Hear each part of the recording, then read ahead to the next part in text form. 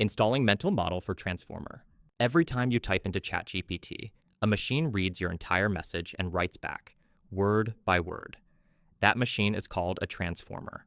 And right now, it's the most important architecture in all of AI.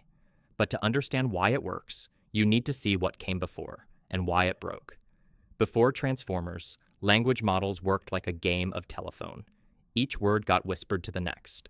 By word 50, the original message was a ghost. Information decayed with every step. Worse, it was painfully slow. Each word had to wait for the previous one.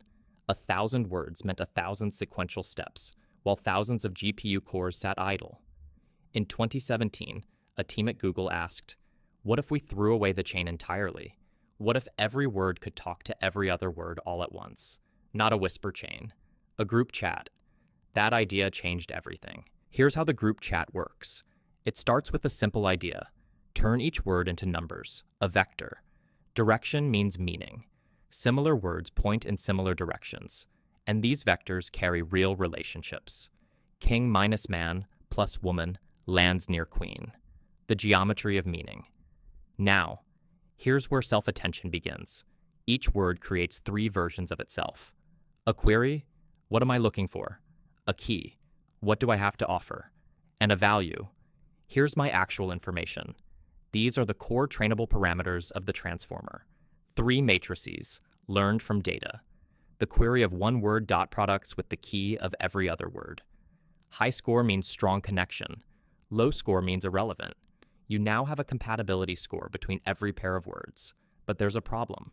When vectors are long, the variance grows. Softmax would give all attention to a single word. So we scale. Divide by the square root of the key dimension. A volume knob. Turn it, and the distribution smooths out. Multiple words contribute instead of just one. After scaling, softmax converts scores into weights. Each row sums to 1. A probability distribution over every word in the sentence. Finally, multiply those weights by the values. Each word gets a weighted sum of every other word's information. Words that matter contribute more. Words that don't fade out. And when you zoom out, for a single head, an attention map. Every word's relationship to every other word, visible all at once. The cat sat on the mat. Watch how sat lights up connections to cat and mat. This is the transformer seeing language. But one attention pattern isn't enough. Language has many kinds of relationships happening at once. Subject and verb, adjective and noun, a pronoun and the thing it refers to. So the transformer doesn't run one attention. It runs several in parallel. In the original paper, 8 heads, each learning to spot a different pattern. One might track grammar, another tracks meaning, another finds long-range references. Each head learns its own projections from the full embedding.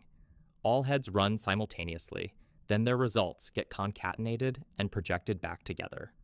Multiple perspectives merged into one, but attention is only half the story. And this is the part most explanations skip. After attention, every token passes through a feed-forward network. This is the hidden giant of the transformer, often holding the majority of a model's parameters. Attention decides what to look at. The feed-forward network processes what you found. Think of it as a private consultation. Each token enters a room, queries a memory bank with thousands of slots, and leaves enriched with knowledge. Research suggests this is one of the key places the model stores learned facts. Now, wrapping both of these, attention and the feed-forward network, are residual connections. This is the design choice that makes everything else possible. Every block doesn't replace the input, it adds to it. The original signal flows on a highway that runs through every layer. Each layer is an on-ramp. It contributes new information, but the original is preserved. This means gradients during training flow backward on that same highway, staying strong across dozens of layers. The residual stream is why transformers can go deep without the signal collapsing. There's one more thing attention can't do on its own. It treats words as a set, no sense of order. Dog bites man and man bites dog look the same. The fix. Before anything else, positional information gets added to each embedding. The original paper used overlapping sine waves. Each position gets a unique signature. Modern models often learn these positions directly. Either way, the model knows where each word sits. Now, let's put it all together. A sentence enters the transformer.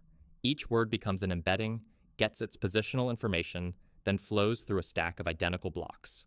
Attention, normalize, feed forward, normalize, picking up more understanding at every layer. At the end, the final vector predicts the next word. And this is where it gets real. This is what ChatGPT is doing right now, every time it writes a response. It starts with your prompt, runs it through every layer, predicts the first word, then takes your prompt plus that new word and runs it again to predict the second, then again and again. Each new word can only see what came before it. That's autoregressive modeling. But here's the clever part. It doesn't recompute everything from scratch. The keys and values from previous words get cached. Each new word runs through the layers, but looks up the cached keys and values instead of recomputing them. This is the KV cache, and it's what makes generation practical.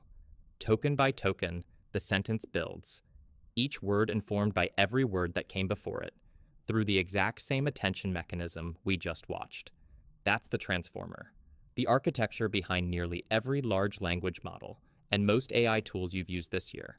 Not magic, machinery. And now you've seen how it works. Cognitive architecture, updated.